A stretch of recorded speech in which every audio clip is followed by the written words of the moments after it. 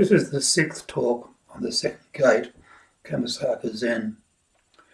It's about the interconnections of the second gate, about the interconnection with the second ox herding picture, the interconnection with the koan, the gateway to enlightenment, stands open, and also how it all interconnects with the Buddha's second noble truth, that of craving and attachments. So,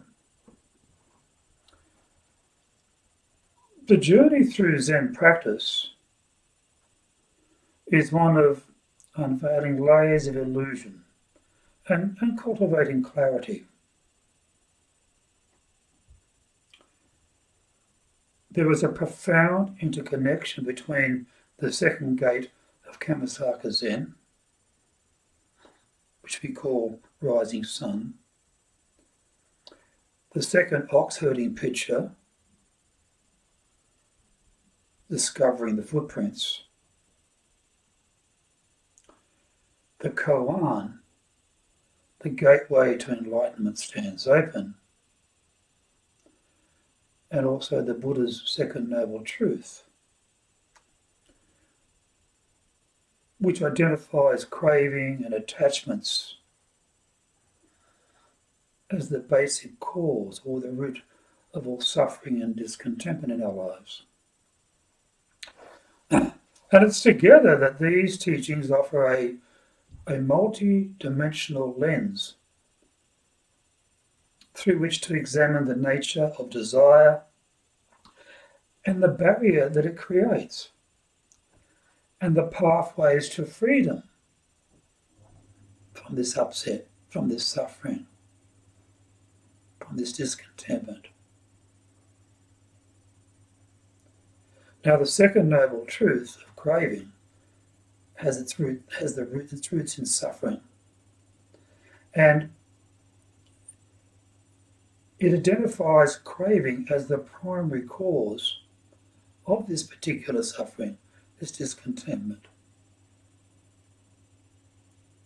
Now, craving arises from a deep-seated desire for sensory pleasures, for existence and non-existence.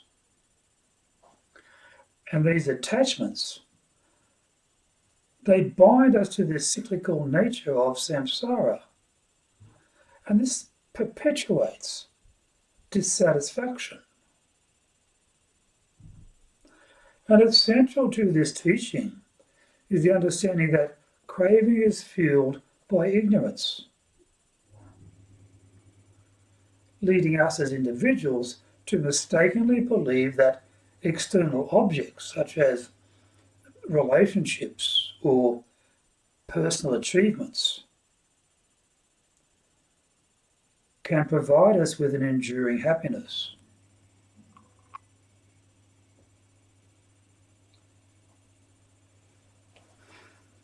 The Buddha's insight into craving extends beyond the physical desire to include mental and also emotional attachments.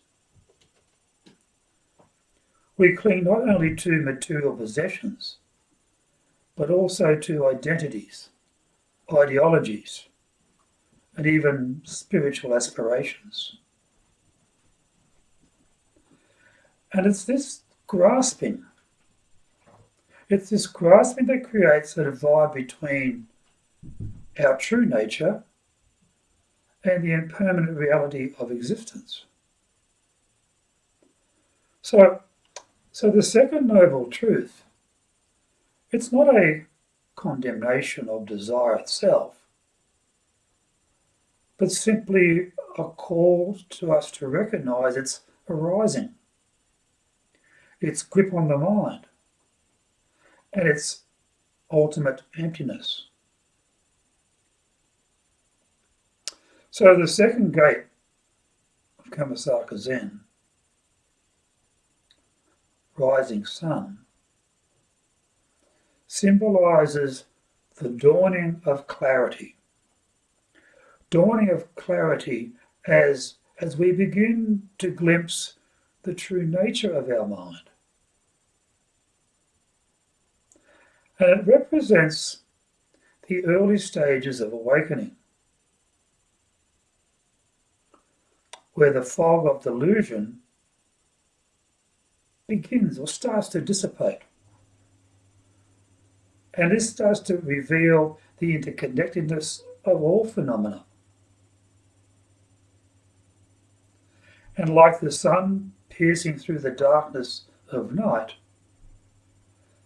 this particular stage is marked by an intuitive recognition that there is more to life than simply the perpetual grasping and aversion that is dictated by craving. But the rising sun is not yet is not the full light of enlightenment, but a transition from ignorance to insight. And it invites us, or as a practitioner, to observe our cravings and our attachments, but to do so without judgment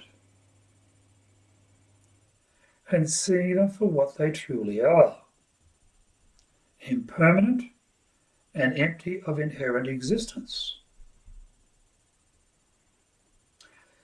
And this stage requires deep mindfulness and also the willingness to confront the shadows of one's conditioned habits. So the light of the rising sun illuminates the path forward, but it also casts long shadows. These shadows emphasizing that the journey is just beginning.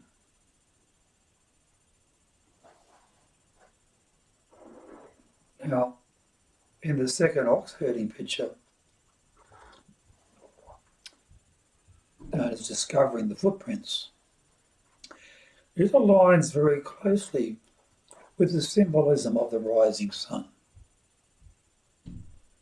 Here, the practitioner begins to discern signs of their own true nature, which in the ox herding pictures is represented by the ox.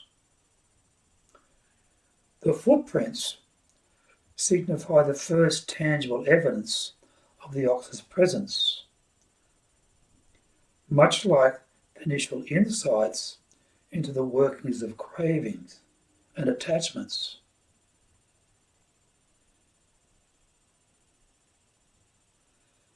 And this discovery can generate both excitement and uncertainty, as we realise that the path exists, but we don't necessarily at this stage fully understand where it leads.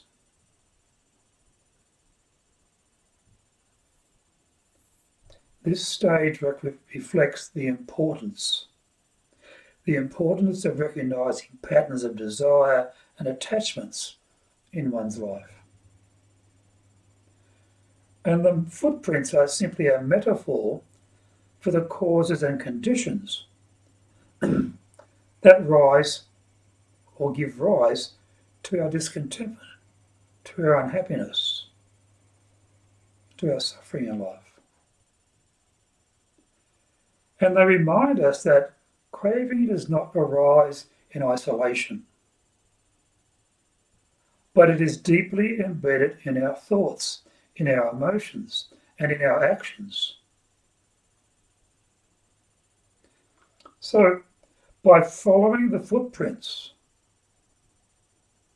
the practitioner begins to untangle the web of cause and conditions and starts to move closer to the heart of their own true nature. However, the footprints also highlight the paradoxical nature of the path. While they provide guidance, they are not the destination.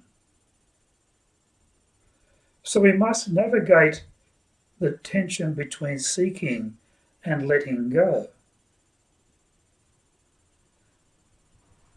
Seeking, letting go, and understanding the ultimate goal is not to grasp the ox, but simply to embody its essence.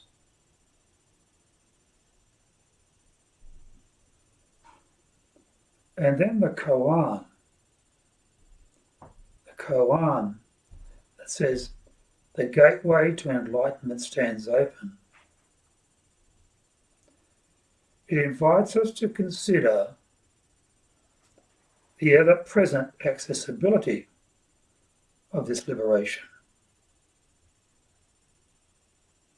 And unlike the linear progression suggested by the gates or the stages,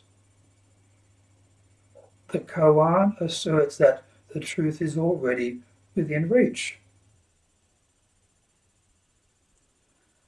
And it's this teaching that challenges us to confront our attachments, or confront our attachment to effort, to progress and attainment. Because if the gateway is already open, what prevents us from simply stepping through? And the answer, inevitably, is craving and attachment. So this koan, it serves sort of like a mirror reflecting the ways in which we construct barriers where in reality none exists. And it's our habitual clinging to desires, fears, and identities that creates the illusion of separation from this enlightenment. So the koan urges us to let go of these constructs and recognize that the path is not about acquiring something new, but about seeing what has always been there, what's always been present. And in the context of the second noble truth, this koan underscores the necessity of relinquishing cravings as a precondition for liberation.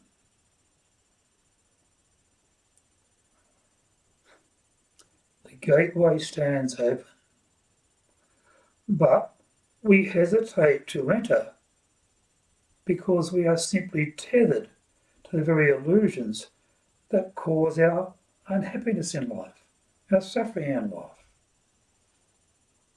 our discontentment in life. So to step through the gateway is to abandon the attachments that tend to blind us. And we look to embrace the freedom that lies beyond.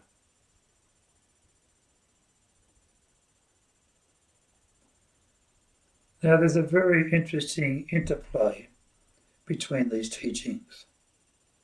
And it reveals a dynamic process of awakening that begins with recognizing the nature of craving and culminates in the direct experience of freedom.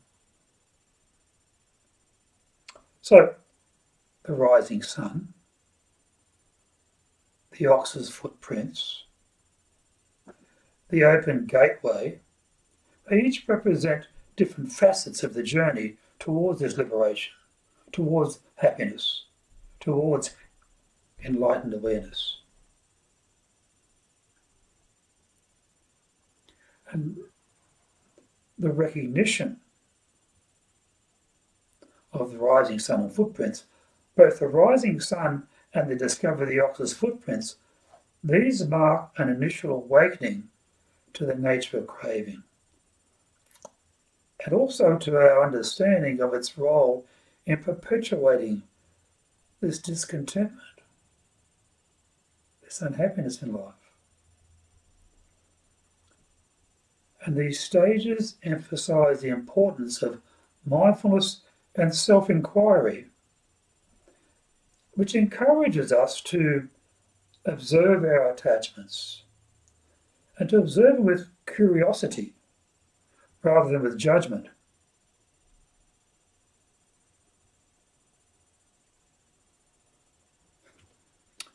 And as practitioners, as the practitioner begins to follow the ox's footprints, we begin to engage more deeply with the patterns of cravings in our lives. And this stage requires perseverance and the cultivation of wisdom, particularly as we look to learn to disentangle ourselves from this web of attachments.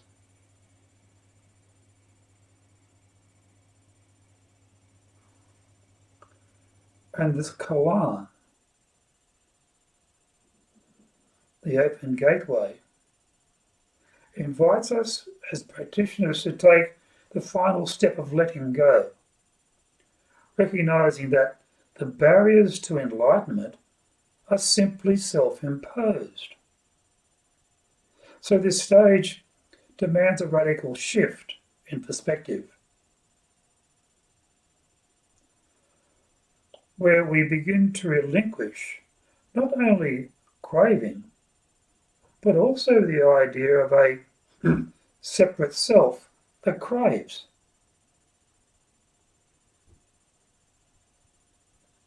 Now, while this Dharma talk focuses on the initial stages of awakening, it's also worth noting that the ultimate goal is integration, the embodiment of insight in daily life. So the rising sun transitions into full light of day, and the footprints lead to the ox, and the gateway stands open to boundless freedom.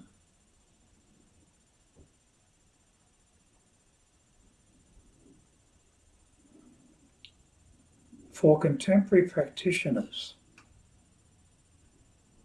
these teachings offer practical guidance for addressing the pervasive influence of craving in our modern lifetime, in our modern society. And the rising sun encourages us to cultivate mindfulness as a means of recognizing our attachments. The ox's footprints reminds us to trace the origins of this desire, and to begin to understand their causes and their conditions. And the open gateway challenges us to confront the ways in which we construct these barriers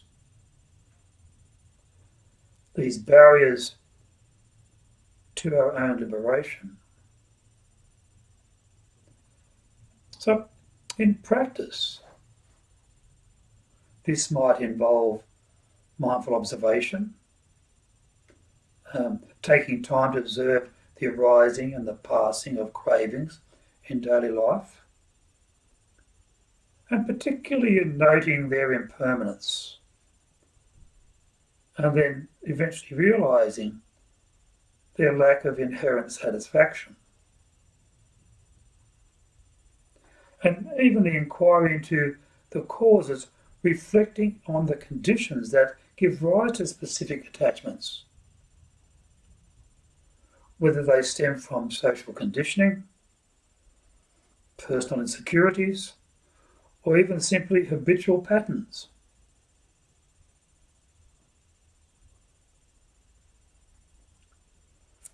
So letting go is like practicing the art of release. And whether we do that through meditation, ethical living, or acts of generosity, we use this as a means of loosening the grip of craving.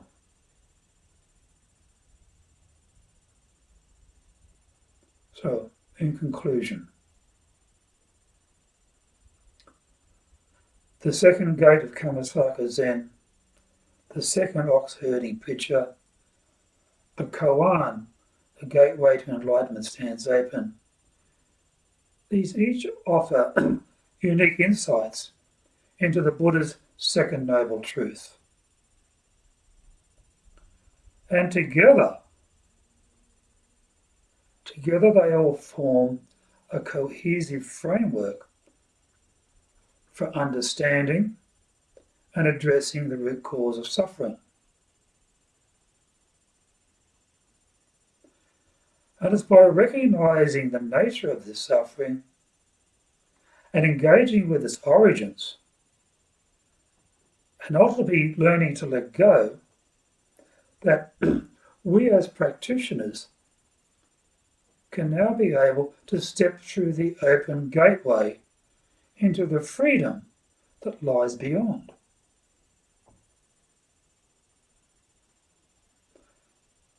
And it's these teachings that remind us that the journey of awakening is both deeply personal and universally acceptable.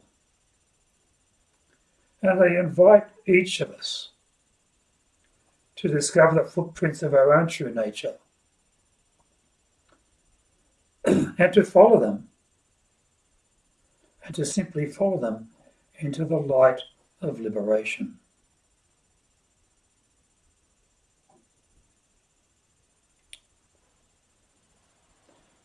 Thank you for listening today.